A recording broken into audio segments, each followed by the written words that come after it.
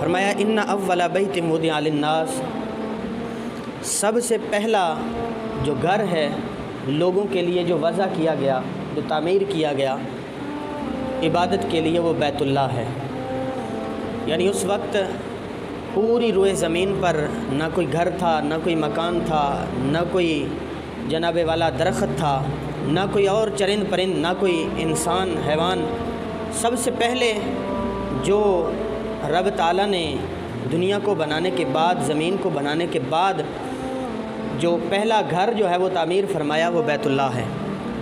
یعنی کعبۃ اللہ۔ یعنی روئے زمین پر سب سے پہلے اس کو تعمیر کیا گیا۔ اور کیوں تعمیر کیا گیا؟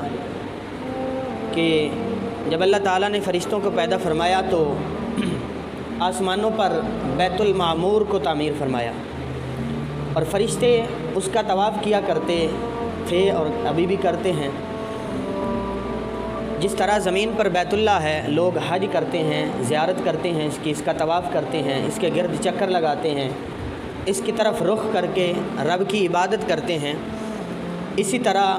اللہ تعالیٰ نے فرشتوں کے لیے آسمانوں پر بیت المعمور کو تعمیر فرمایا۔ تو جو فرشتے زمین پر تھے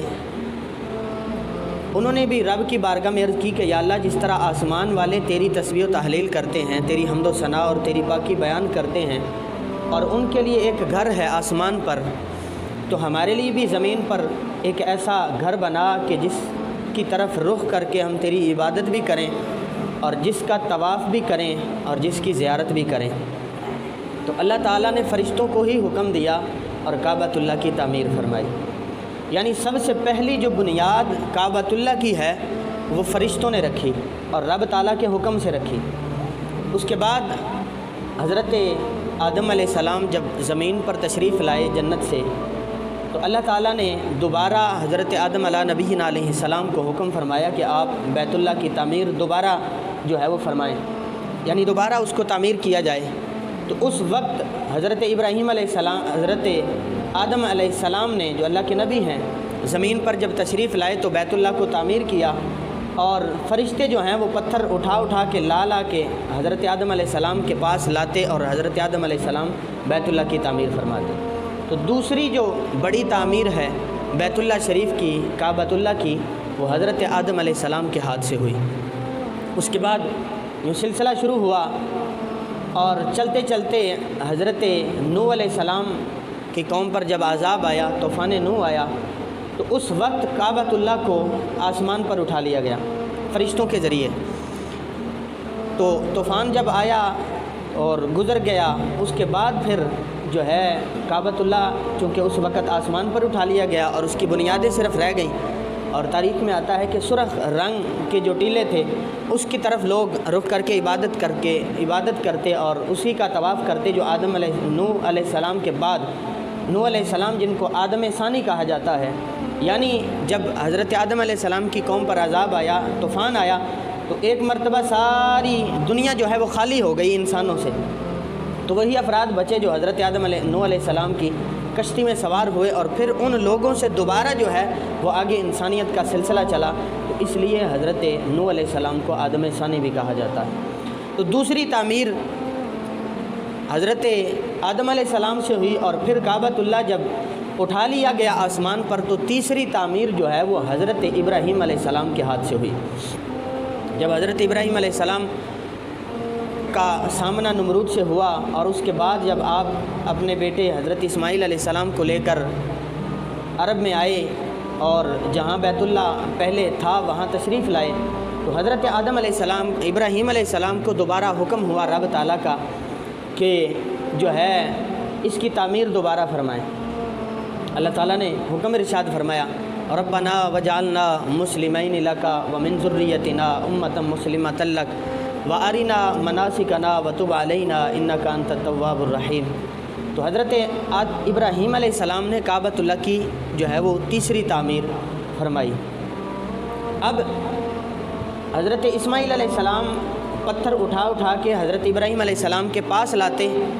اور حضرت ابراہیم علیہ السلام جس پتھر پر سوار ہوئے جسے مقام ابراہیم بھی کہا جاتا ہے، اور وہ پتھر آج بھی وہاں کعبۃ اللہ کے پاس نصب ہے، اور جس کے بارے میں حدیث شریف میں آتا ہے کہ نبی علیہ الصلوۃ والسلام نے فرمایا جتنی حاجی کوئی کوشش کرے کہ اس کے پاس جا کے نفل ادا کرے اللہ تعالیٰ اسے اتنا ہی زیادہ ثواب عطا فرماتا ہے۔ تو مقام ابراہیم، تو وہ پتھر جس پر کھڑے ہوئے حضرت ابراہیم علیہ السلام، اور پھر اس کی شان کیا ہے اللہ نے اس کا ذکر جو ہے وہ قرآن مجید میں بیان فرما دیا، اور فرمایا وہ مقام ہے مقام ابراہیم، اور لوگوں کے لیے نماز کی جگہ ہے، یعنی جو طواف کرنے کے لیے جاتے ہیں، حج کے لیے جاتے ہیں، عمرے کے لیے جاتے ہیں، ان کو حکم یہ ہے کہ وہ اس کے پاس جا کے بھی 2 نفل ادا کریں۔ اور حضرت ابراہیم علیہ السلام جب اس پتھر پر کھڑے ہوتے تو وہ پتھر خود بخود اوپر کی طرف جانا شروع ہو جاتا، جس طرح ایک کاریگر، ایک مستری جو ہے وہ دیوار بناتا ہے یا مکان بناتا ہے، تو جب اس کے ہاتھ سے اوپر جو ہے وہ چلا جاتا ہے دیوار یا مکان، تو وہ نیچے جو ہے وہ جس کو پنجابی میں گو کہا جاتا ہے وہ لگا کے تو اوپر چڑھتا ہے، پھر اوپر کی تعمیر شروع کرتا ہے۔ تو اس پتھر نے حضرت ابراہیم علیہ السلام کو وہ جو ہے کام دیا کہ حضرت ابراہیم علیہ السلام اس پر کھڑے ہوتے اور آپ کو یہ اٹھا کے بلند فرما دیتا،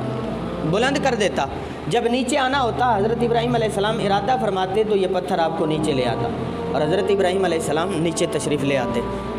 تو حضرت ابراہیم علیہ السلام نے وہاں پہ کھڑے ہو کر پھر یہ دعا فرمائی جب تعمیر کی، اور وہ پتھر جو آج بھی وہاں کعبۃ اللہ کے پاس نصب ہے اس کے اوپر حضرت ابراہیم علیہ السلام کا مبارک قدم لگا ہوا ہے۔ تو اللہ تعالیٰ نے حکم دیا کہ پتھر میرے ابراہیم کے لیے نرم ہو جا،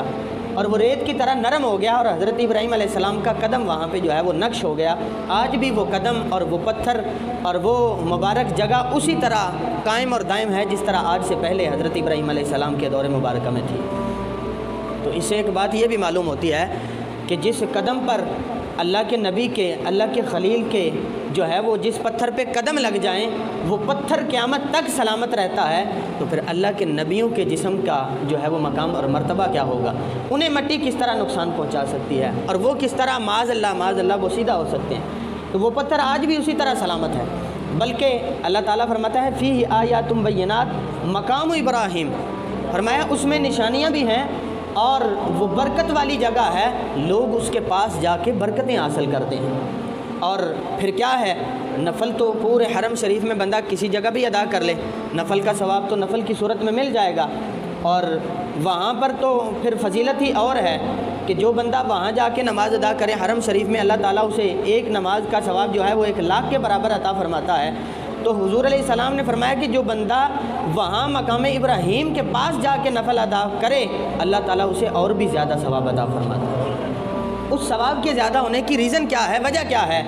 وجہ یہ ہے کہ وہاں اللہ کے خلیل یعنی اللہ کے دوست حضرت ابراہیم علیہ السلام کے قدم لگ گئے، اللہ نے اپنے خلیل کے قدموں کا صدقہ ثواب میں بھی زیادتی عطا فرما دی۔